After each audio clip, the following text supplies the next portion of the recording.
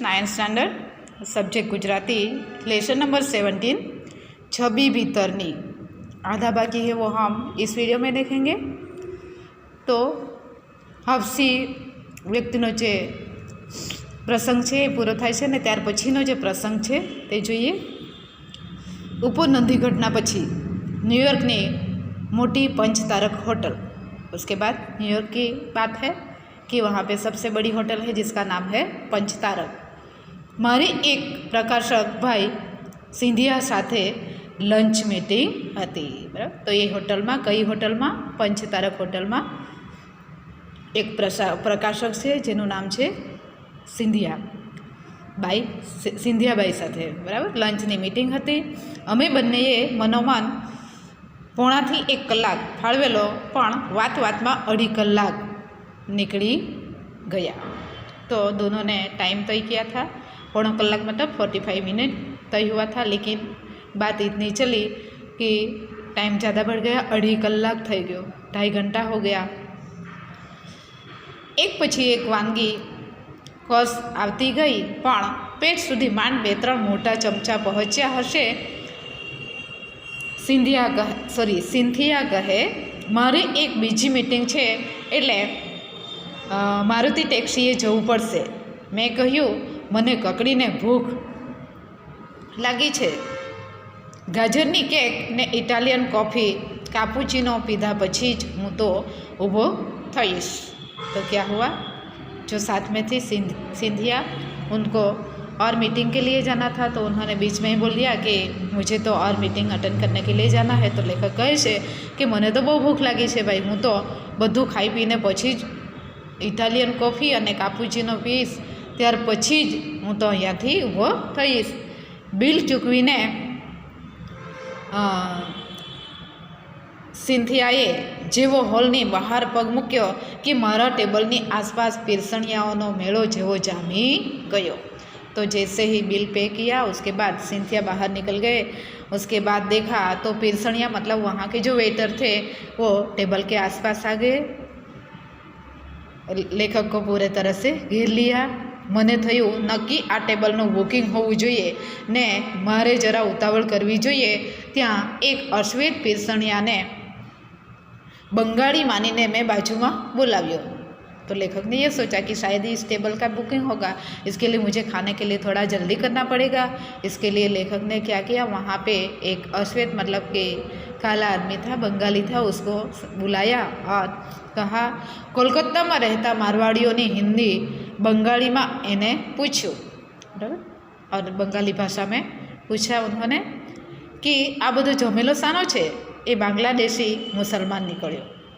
तो लेखक ने उसको पूछा कि ये क्या झमेला है, लेकिन जिस व्यक्ति को लेखक ने बांग्लादेशी माना था, बंगाली सोचा था, वो कौन सी जात का निकला, मुसलमान निकला। तो उन्होंने कहा कि तमे गांधी जेवा लागो छो ने एटले तमने जोवा तमारी सेवा करवा बधा भेगा थया छे। एके हस्ताक्षर मांग्या। मैं कह्युं बाय गॉड हूँ गांधी पण नथी ने बिन केंसेली पण नथी, छतां तमे अश्विन मेहता चित्री आपवामां मने वांधो नथी। मानु छुं के गांधी फिल्मने 10-12 वर्ष तो सहेजे थया हशे अने छतां मतलब कि छतां पण आटलो आदर छे, आटलुं मान छे, आटलुं सम्मान छे। तो क्या हुआ, लेखक ने पूछा उससे, बांग्लादेशी मुसलमान से, तो उसने बोला कि ऐसी बात नहीं है, आप बिल्कुल गांधी जी की तरह दिखते हो। तो लेखक ने कहा कि मैं तो न गांधी जी हूँ न गांधी जी का रोल अदा करने वाले बिन कैंसली हूँ, मेरा नाम तो अश्विन मेहता है। छता भी मतलब कि फिर भी आपको अगर आनंद लगता है तो मेरा नाम लिखने में मुझे कोई दिक्कत नहीं है। इस तरह से लेखक उनको सिग्नेचर करके देते हैं और सोचते हैं कि गांधी फिल्म को तो कितने साल हो गए, 10-12 साल हो गए, फिर भी गांधी जी के प्रति लोगों की इतनी मान मर्यादा सम्मान इज्जत है कि लोग आज भी उनको वही इज्जत से देखते हैं, वही सम्मान देते हैं, बराबर। और एक इसके बाद का प्रसंग है जिसका शीर्षक दिया गया है मान विमाननी गंगा जमनी, बराबर, सॉरी, मानवी मननी गंगा जमनी। આજથી 40 વર્ષ અગાઉ મેં હિમાલયનો પહેલો એકલ પ્રવાસ કરેલો। मारो साथी भूमियो मजूर, जे कहो ते एक हुक्म से। तो लेखक ने जो प्रवास किया है उसका वर्णन है यहाँ पे। 40 साल पहले की बात है। और लेखक कहे छे कि मारो साथी कहो, मारो भूमियो मतलब गाइड करने वाला, या मजूर जो भी कहो, लेकिन वो एक ही था। उसका नाम क्या था? हुक्म सिंह। हूँ 25 नो तो ये 35 नो। लेखकनी उमर केटली हती? 25 वर्षनी।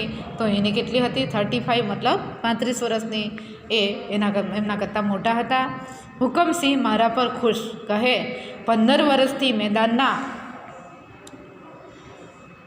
साहेबोने फेरवुं छुं, पण मारा पेंगणामां पग घालीने मारी झड़पे 10-12 कलाक चालनारो तमारा सिवाय कोई मळ्यो नथी। उन्होंने क्या बोला कि मैं 15 साल से ये काम कर रहा हूँ, लेकिन मेरे साथ मैं जितनी गति से चलता हूँ उतनी गति से चलने वाला आपके सिवा मुझे कोई मिला नहीं। ते दिवसोमां हूँ चा कॉफी पण पीतो नहीं, मांसाहार करतो नहीं। तेनो हुकमसिंह ने भारे आश्चर्य। और उस समय की बात है, लेखक प्योर वेजिटेबल लेने वाले थे, मतलब कि मांसाहार करता हता नहीं। मैं एनी आगळ सूंठ गोळनी गोळीनो महिमा गायेलो ने मनुष्य दूध ने घઉં મગના સત્તુના મારા ખોરાકના ફાયદા ગણાવેલા। વધારામાં કહેલું કે હિમાલય સાથેનો મારો નાતો આજકાલનો નથી, જન્મો જન્મનો છે। નહીં તો ગાડીમાંથી જેવા શિવલિંગના પહાડો દેખાઈને આખા શરીરમાં વીજળી શાને સળવળે। बराबर। और लेखक ने जो कहा कि मैं तो ये सब शराब मांसाहार वगैरह कुछ लेता नहीं हूँ, तो उस समय हुकमसिंह को आश्चर्य हुआ था। अने त्यार पछी लेखक आ सूंठ गोળ, बराबर, त्यार पछी सत्तू एक वाटकी है, बराबर, कि माथी बनावेली, तो इनके जो लाभ है उसके बारे में उनको समझाते हैं। त्यार पछी लेखक कहे छे कि मारो तो हिमालय साथे जन्मो जन्मनो संबंध है, आजनो नथी। રાજગરાના લાલ ઘૂમ ખેતરોમાં થઈને મોડી સાંજે અમે પાના પહોંચ્યા। शाम की बात है। खेत में लाजगराना नो अनाज है, बराबर, ત્યાં પહોંચે છે। ગોધૂલીનો સમય હતો। ગોધૂલી मतलब સાંજનો સમય હતો ને વાતાવરણ બે બે હમથી ભર્યું ભર્યું હતું। ગોધૂલી मतलब जब गाय भैंस खेत में चरने के बाद, जंगल में चरने के बाद घर पे वापस जाते हैं तो वो समय गोधूली का होता है। અને ગાય ને બકરીના ભેંસ બકરા જે બી હોય એના પગથી જે ધૂળ ઉડે તેને ગોધૂલી કહેવાય। તો શામ કા સમય था, બરાબર, બકરી ગાય બધા રમતા હતા, અવાજ કરતા હતા। ઘરની ખુલ્લી પરસાળમાં અમારા ધામા હતા।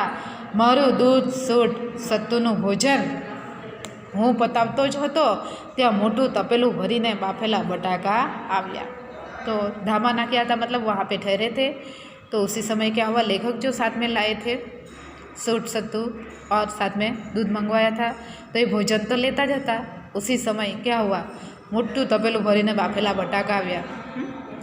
बाफेला बटाका आग में शेकता शेकता बधाए खाधा ने वात वात में सहू ऊँघी गया। तो ठंडी थी, इसके लिए लकड़ी जलाई गई थी। तो इस तरह से तापते हुए सब बात करते गए। जो आलू थे वो खाते गए और सब सो गए। राते कोईनो हाथ पड़तो होय एवं मने लाग्युं ने हूँ झपकीने जाग्यो। और अचानक से रात को लेखक को एहसास हुआ कि कोई उनके शरीर पे हाथ घुमा रहा है। એટલે લેખક झपकीने जागी जाय छे। जोयुं तो यजमान खेडूतनी घरडी माँ, यजमान मतलब जिसके घर पे ठहरे थे उस किसान की बूढ़ी माँ थी। मारू ओढ़वानु सरखू करती हती। ठंडी थी और जो ओढ़ने के लिए चद्दर रखी थी वो शायद हट गई थी, तो ये सरखू करती हती। पछी खबर पड़ी कि माजी ने मारी बहु चिंता हती। रात्रे पण 2-3 वार नजर नाखी गयेला। अमे तो मों सूंजणुं थता वेत निकળી गया। માંડ અડધો ફલાંગ ચાલ્યા હોઈશું ત્યાં એક માણસ અમને પાછો બોલાવી ગયો। માજી શિરામણ કરવામાં રોકાયેલા હતા એટલે વિદાય નહોતા આપી શક્યા। સૌ પ્રથમ એમણે મારા બધા ખિસ્સા જરદાલુથી ઠસોઠસ ભરી દીધા। પછી કપાળે ચાંદલો કર્યો, ચોખા જોડ્યા ને લમણે ટચકા ફોડીને મારા ઓવાના લીધા। तो मोह सूंझणु थवो मतलब सुबह हुई जैसी ही। तो लेखक और उनके साथ जो हुक्म सिंह था वो चल दिए। लेकिन क्या हुआ, जो बूढ़ी माँ थी उनको पता नहीं था, वो शिरामण मतलब सवारनो नास्तो बनाववामां लागी हती, एटले ए वळाववानुं विदाय करवानुं भूली गયેલી, એટલે પાછો બોલાવે છે લેખકને અને શું કરે છે, પહેલાં તો માજી એમને બરાબર, તો શું કરે છે માજી એમણે એટલે ચાલ્લો કરે છે અને એક અહીંયા વસ્તુની વાત આવી છે, બરાબર, જે શબ્દ છે નવો છે જરદાલુ, બરાબર। તો એ જરદાલુ ખાવાની વસ્તુ છે અને એમણે શું કર્યું, એ લેખકના ખિસ્સા ભરી દે છે કે રસ્તે કદાચ ભૂખ લાગે તો એ ખાવું, અને ત્યાર પછી ટચકા ફોડે છે નજર ન લાગે તે માટે, અને પછી વિદાય આપે છે। હુકમસિંહને કહ્યું કે ભાઈ રાતે પેલી ગુફામાં મારું ધ્યાન રાખે, કોઈ ડાઘિયાને મારી પડખે સુવાડે, ગરમીની ગરમી રહે ને મામો એટલે દીપડો લવારા લેવા આવે તો મને હેરાન ન કરે। રાતે પહેલાં વરસાદ પડ્યો ને પછી બરફ, પણ માજીની કૃપાથી રાત સરસ નીકળી ગઈ। વધારે સવારે 1000 ફૂટનું ચઢાણ ચડી કુંવારી પહોંચી ગયા ને નિરભ્ર આકાશમાં ધરાઈ ધરાઈને બરફાનો જોયા, પણ અરે આટલા વર્ષે આ લખતા લખતા કાગળ પર પાણી જેવું શું ઝળકવા માંડ્યું, બરાબર, આંખમાં આંસુ આવી જાય છે। શા માટે આવી જાય છે, એ બૂઢી માને યાદ કરે છે। તો इस तरह से जो सेवा की મનવી મનની ગંગા જમની, એનો જે સ્નેહથી ખ્યાલ રાખે છે માજી લેખકને, ગુફામાં રાતે કદાચ ચિત્તો આવીને કંઈક નુકસાન ન પહોંચાડે તેના માટે શું કરે છે, ડાઘિયો મતલબ ડાઘિયો કૂતરાનું નામ છે। हुकमसिंह को वो बोलते हैं कि उनको पड़खे मतलब बाजू में ही उनको सोने देना, कुछ तकलीफ़ ना हो, इस तरह से सब उनकी चिंता करते हुए बताती है, सब बात समझाती है। और लेखक कहते हैं कि राते वरसाद पण पड़्यो ने पछी बरफ पण पड़्यो, पण माजीनी कृपाथी कंई पण थयुं नहीं। ओके स्टूडेंट, यहाँ पे ये लेसन ख़त्म होता है और प्रश्नोत्तर के फोटो आएंगे जो आपको नोटबुक और वर्कबुक में लिखना रहेगा।